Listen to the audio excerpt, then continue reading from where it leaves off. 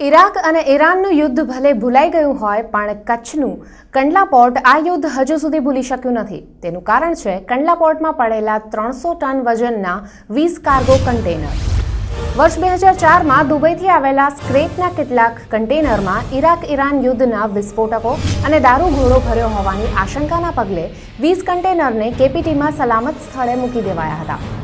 છેલ્લા 10 વર્ષથી આ કન્ટેનર હજુ પણ કેપીટીમાં જ પડ્યા છે। તેનો કોઈ નિકાલ થઈ શક્યો નથી।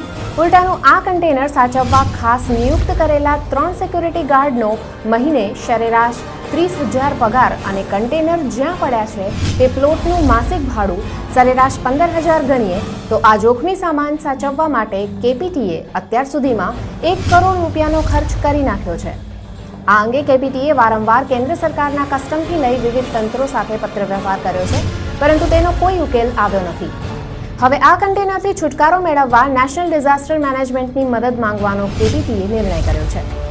પોર્ટના સૂત્રોના જણાવ્યા અનુસાર કસ્ટમ એક્ટની આંટીઘૂંટીઓના કારણે આ જોખમી કન્ટેનરનો નિકાલ આવી શકતો નથી।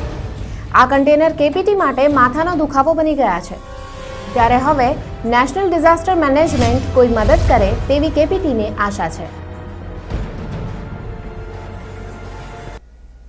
ખેડૂતોને નડતા વિવિધ પ્રશ્નો સંદર્ભે ભુજ તાલુકા ભારતીય કિસાન સંઘના હોદ્દેદારોએ ભુજમાં વીજ તંત્રની કચેરી સમક્ષ રજૂઆત કરી છે।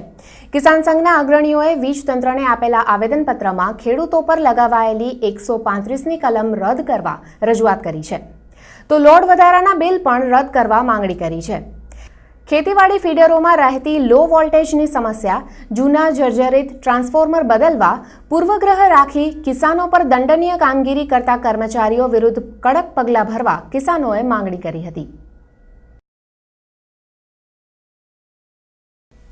તો આજના બુલેટિનમાં બસ આટલું જ। ફરીથી ઉપસ્થિત થઈશું કચ્છ સહિત દેશ વિદેશની ખબરો સાથે આવતીકાલે કચ્છ ઉદય ટીવી ન્યૂઝમાં। નમસ્કાર।